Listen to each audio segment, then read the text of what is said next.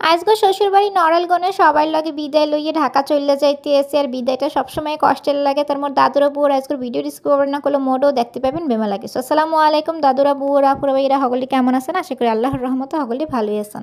মোরা বেন্যাকালা চলে যাবো ওই লেগে আজকে বিকেল বেলা মোর দেবর আবার ডাব গাছে উঠছে দেখতে পাইতেছেন ডাব পাড়তে আছে, কারণ মুই আবার ডাব খাইতে ভালো পাই। ঢাকায় মোরে বসতে ভিটে ডাব দিয়ে দেবে। আম্মেগো ভাইয়া তো চায় মুই যেহেতু ডাব খাইতে ভালো পাই ওই লেগে বাড়িতে যত ডাব গাছ আছে সব ডাব যেন মুই খাই, মানে উনি অনেক পছন্দ করে মুই খাই দেখে আর কি শখ করে এই যে নিয়ে যাইতেছে। আর এই লেগে মোর দেবর গুলো গাছে উঠটা কষ্ট করে মোর লেগে পাড়তে আছে। আর নিচে দেখতে পাইতেছেন মোর ভাসুরে যে ছোট ছেলে অনেক হেল্প করতে আছে, এই যে ডাবগুনা নেতে আসছিল। আর মোর দেবর গাছে উঠে ডাব পাড়তে আছে, আম্মেগো ভাইয়াও সামনে খাড়ায় রইছে দেখতে আছে কিভাবে পাড়তে আছে। উনি বলতেছে উনিও নাকি উঠতে পারে, বুঝছেন। আগে এক সময় উঠতো আর কি, এখন ওঠে না। তো যে বললাম তো ওঠা লাগবে না, অনেক দিন পর এখন দেখা গেছে যে চর্চা না থাকলে অনেক দিন পর উঠলে ব্যথা পায় না কি পায়। তা যেই হোক এই অন্য গাছ গুনে করলে আবার এখানে ডাব পাড়তে আছে। তার মোর শাশুড়ির আল্লাহর অশেষ রহমতে প্রায় 200 ডাব গাছ আছে, কম করে হইলো। তোর বাড়িতে যে ডাব গাছগুলো আছে ওই এগুলোই মোর লগে পাইরে দিতে আছে আর কি। আর এছাড়াও যখন বাড়ি থেকে যে কেউ ঢাকা যাক না কেন মোর লেগে করলো বস্তা ভরে ডাব পাঠাইবে, কারণ ওই যে মুই ডাব খাইতে ভালো পাই, একে ভালোবাসে আলহামদুলিল্লাহ অনেক ভালো লাগে।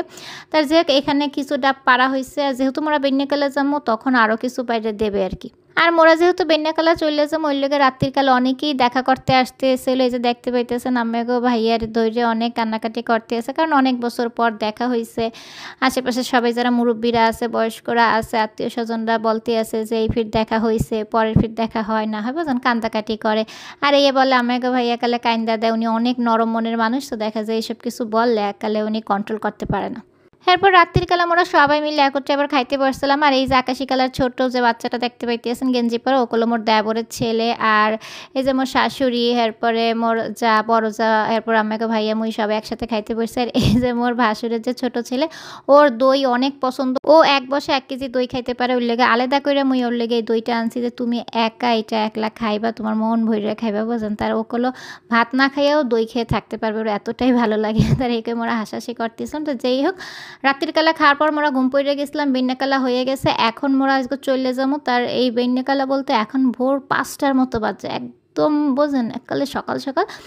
আর আশেপাশে এত কুয়াশা, যদিও ভিডিওটা কিছুদিন আগের, কিন্তু তখন এত ঠান্ডা কিংবা শীতকাল বা কুয়াশার মতো আসছিল না। এরপরেও নড়াইলে গিয়ে দেখলাম যে বেন্যাকালা এত কাল পড়ছে যা বলার বাহিরে। আর এই বিন্যাকালে আবারও কলো মোর দেবর গাছে চড়ে মোর লেগে সজনে ডাঁটা পাড়তে আছে, ঢাকা যায় যেন ওই রাইন্দা খায়, তার সবার ভালোবাসে আর কি, ভালো লাগে। আর এই যে যাওয়ার আগে বলতে আছি যে মোর শাশুড়ির সাথে আম্মেগো ভাইয়া সবাই মিলে মোর একটু ছবি নিয়ে, এক পাশে আম্মেগো ভাইয়া দাঁড়াইছে, মোর শাশুড়ি মাঝখানে, মুই পাশে এরম করে বললাম যে একটু ছবি তুললে নি। মোর আবার গাড়িতে অনেক বইমি পায়, ওই লেগে মোর শাশুড়ি আবার মোর বড় চাকে বলতে আছে কি যে লেবু পাতা ছিঁড়ে আনো, লেবু পাতাটা হাতে রাখবা যেন বইমি না আসে, বোঝেন। ওই লেগে আমার শাশুড়ি লেবু পাতা নিয়ে আসতে বলছে, এই আবার মোর বড়জা নিয়ে আসছে। আর সত্যিকার অর্থে লেবু পাতার গ্রানটা না গাড়িতে শুনছি পরে অনেক ভালো লাগছিল। আর এই যে হিন্দিগুলো যে সজনে ডাঁটাগুনা মোর দেওয়ার আবার কাছে গুনে পারছে পাইরে, মোর ছোটো যা আবার সুন্দর করে প্যাকেটে করে করে দিয়ে দিতে এসেছিল। মোর বড় যা আরও কিছু নিয়ে আসছে যে ঢাকায় যেহেতু নিতে আসছে সবাই মিলে যেন খাইতে পারে। সজনে ডাঁটাগুলো তখনও বেশি একটা বড় হয়নি, কচি কচি আসছিল, তারপরেও ভালোবাসে কি দেবে সুন্দর করে সবাই সব কিছু দেওয়ার চেষ্টা করতে এসেছিল। আর এখানে মগো বাড়ির 3 বউকে দেখতে পাইতেছেন, যেহেতু মুই মেজো বউ ওই লেগে আমি মাঝখানে, আর এক পাশে মোর বড় যা আর এক পাশে ছোট যা, বললাম যে মোরা 3 জনে মিলে সুন্দর করে একটু ছবি নিয়ে নিই। আর এই যে এখানে মোর শাশুড়ি মোরা সবাই মিলে একটু দাঁড়াইছিলাম, একটু ছবি নিতে এসেছিলাম। কারণ আম্মেগো ভাইয়া ক্যাল ক্যাল বলতে এসেছিল এ ফির সবাইকে দেখে গেলাম, এর পরের বার আসলে সবাইকে দেখতে পাই না পাই, কারণ যারা অনেক মুরব্বী বয়স হয়ে গেছে, এমনিতেই অনেক বছর পর দেখা হয়েছে পর থেকে এইগুলো আম্মেগো ভাইয়ের অনেক খারাপ লাগতে এসেছিলো। আর বিদেশ সময় এরম করে বললাম আম্মেগো ভাই অনেক কষ্ট পায়। তা যাই হোক এই যে ব্যাগ ট্যাগ সব মগো রেডি হয়ে গেছে, মোরা চলে যাবো, জামো করেও তো সবার লগে বিদায় নিয়ে কথাবার্তা বললে যাওয়ার মুহূর্তটা কিংবা বিদায় মুহূর্তটাগুলো সবসময় অনেক কষ্টের হয়। তার সব কিছু মগো রেডি হয়ে গেছে, যে গাড়ি এসে পড়ছে, মোরা এখন আর কি চলে যাবো, বাসার সামনেই আসছে। তা যাওয়ার সময় মুই সবাই লগে বিদায় নিতে আসলাম, মোর শাশুড়িরে মুই জড়াইয়া ধরে বিদায় নিলাম, এরপর বড় যার সাথে বিদায় নিতে এসেছিলাম। মাশাআল্লাহ সবার সাথে অনেক সুন্দর করে বিদায় নিলাম, সবাই মগো ভালোভাবে আন্তরিকতার সাথে বিদায়ও দিচ্ছে। আর যেহেতু মোরা ঢাকা পার্মানেন্টলি থাকি ওই লিগে বাড়িতে সবসময় বেড়াইতে যাবো ইনশাল্লাহ। আর সবার সাথে ঘুরতে গেলে বেড়াইতে গেলে তো ভালোই লাগে, কিন্তু বিদায়ের সময় সত্যিই অনেক কষ্ট লাগে।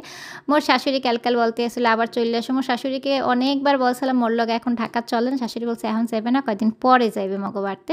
তাই যেই হোক, এই যে এখানে করলো মোর দেবরের যে ছেলে, ও আবার কান্নাকাটি করতে এসেছিলো, মোরা ছিলাম এখন চলে যাইতে এসি, ও যেন না কান্দে ওর একটু আদর করে দিলাম। তো এইখান দিয়ে করলো মগো ব্যাগগুলো সুন্দর করে আমাকে ভাইয়ে নিতে আসে। এরপর মোর বড় যা সবাই আসতে আসে মগো বিদায় দেওয়ার লেগে। এখানে এই যে মোর দেবর দাঁড়াই আছে।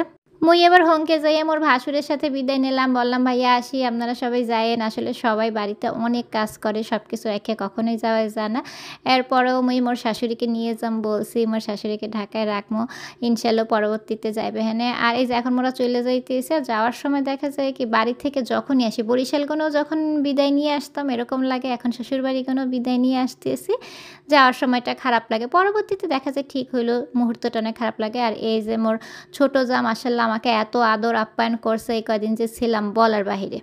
সত্যি কথা বলতে শ্বশুরবাড়ির সবার ভালোবাসা পাওয়া ভাগ্যের ব্যাপার। আলহামদুলিল্লাহ মুই যেটা পাইছি মোর ধারে অনেক ভালো লাগতেছে। তো যেই হোক, সবার থেকে সুন্দর করে বিদায় নিয়ে এই যে মোরা চলে যাইতেছি, মোরা গাড়িতে হুমকি যে চলে যাবো। এরপরে বলছেন এইখানে আসার পর দেখতেছি রাস্তাঘাট কিচ্ছু দেখা যাইতেছে না, কারণ এত কুয়াশা পড়ছে। মোর ধারে এত ভালো লাগতেছিল ওয়েদারটা, আমি কল্পনাও করতে পারি নাই যে এত সুন্দর ওয়েদার হবে। মনে হইতেছে কি যে পুরা শীতকাল।